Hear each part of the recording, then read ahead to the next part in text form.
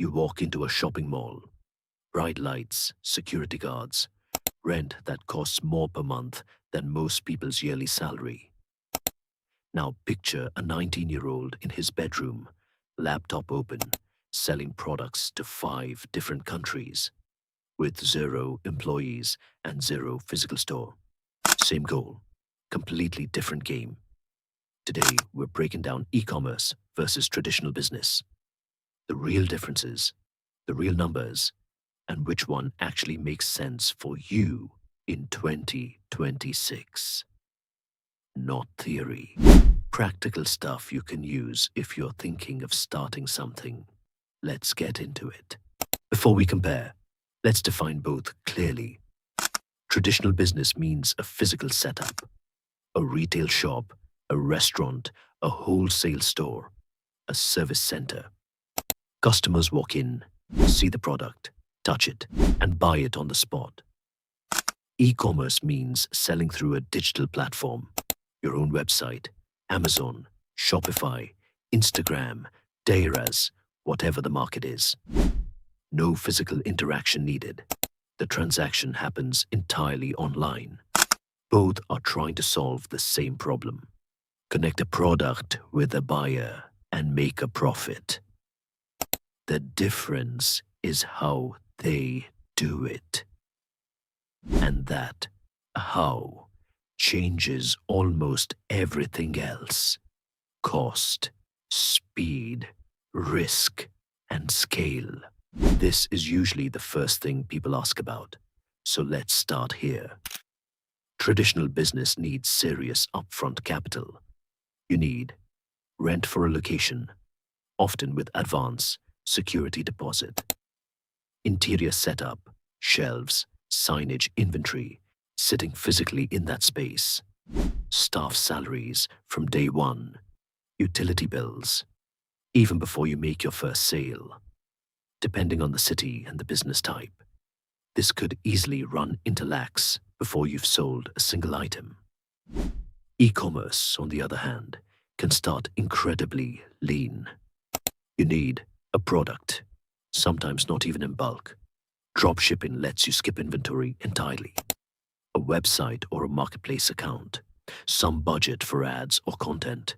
You can start an online store for a fraction of what a physical shop costs. Sometimes even under a few thousand rupees if you're testing dropshipping or print-on-demand models. The takeaway: if capital is your biggest constraint, e-commerce almost always wins on entry cost. Here's where the gap becomes massive. A traditional shop's customer base is limited by geography. If you own a shop in Karachi, your realistic customer base is people who live or work nearby, or people willing to travel to you. Your growth ceiling is tied to foot traffic. An e-commerce store has no such ceiling. A seller in Lahore can sell to a buyer in Dubai, London, or New York at the same time, on the same day, without opening a second location. This is the single biggest structural advantage e-commerce has. Geography stops being a limit. But, and this matters, bigger reach also means bigger competition. You're not just competing with the shop next door anymore. You're competing with every other seller online, globally, for the same customer's attention. This is where traditional business still holds real power. When someone walks into a physical store, they can touch the product, try it on, ask questions face to face, and walk out with it immediately. There's an instant trust factor. You can see the business is real. Online, that trust has to be built artificially through reviews, return policies, professional photos, fast customer support, and consistent delivery. One bad review or one late delivery can break trust that took months to build. This is also why certain products still perform better offline. Big-ticket items like furniture, cars, or anything people want to physically inspect before buying. People don't mind buying a phone case online, but they think twice before buying a mattress without lying on it first. Traditional business wins on immediate trust. E-commerce has to work harder to earn it, but once earned, it scales better. Let's talk about what happens after you launch. A traditional business has recurring fixed costs that don't disappear even on a slow month. Rent, salaries, electricity. If sales drop for 2 months, those costs are still due. This is why traditional businesses often need higher and more consistent revenue just to stay afloat. E-commerce has more flexible costs. Ad spend can be adjusted daily. You can pause a campaign that isn't working. You're not stuck paying for unused shop space on a quiet Tuesday. And when it comes to scaling, this is where e-commerce completely changes the math. A physical shop that wants to grow needs a second location, more staff, more rent. The cost of scaling is almost linear. An online store can often 2 times or 3 times its sales without doubling its costs. The website doesn't need a bigger version of itself to serve more customers. It's already built to serve unlimited customers.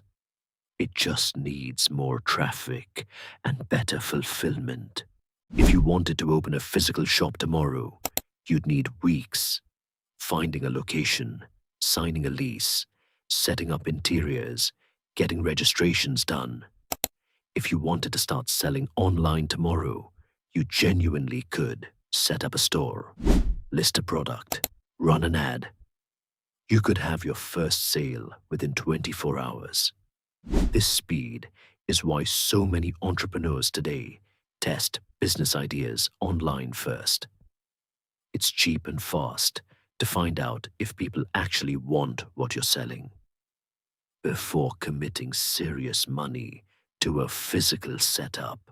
Every option has downsides, so let's be fair here. Traditional business risks, high fixed costs, even when sales are low, limited by local demand, harder to shut down or pivot. You're locked into leases and inventory. E-commerce risks, heavy dependence on platforms.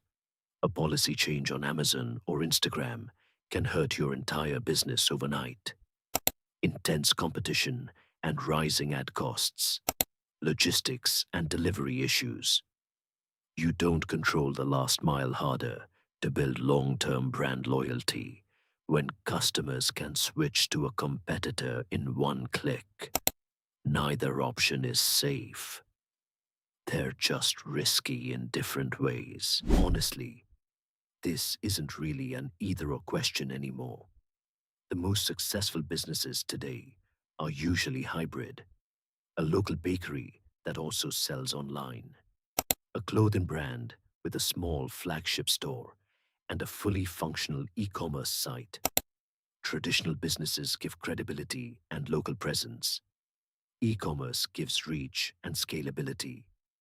If you have low capital and want to test an idea fast, start online. If your product needs to be touched, tried, or experienced, a physical presence, even a small one, still matters. The smartest move for most new entrepreneurs in 2026 is to start lean online. Validate that people actually want what you're selling, and then consider whether a physical presence adds real value, not the other way around. At the end of the day, the business model isn't what determines success. Execution does. A badly run e-commerce store fails just as fast as a badly run shop. But if you're starting from zero today, understanding these differences will save you months of costly trial and error.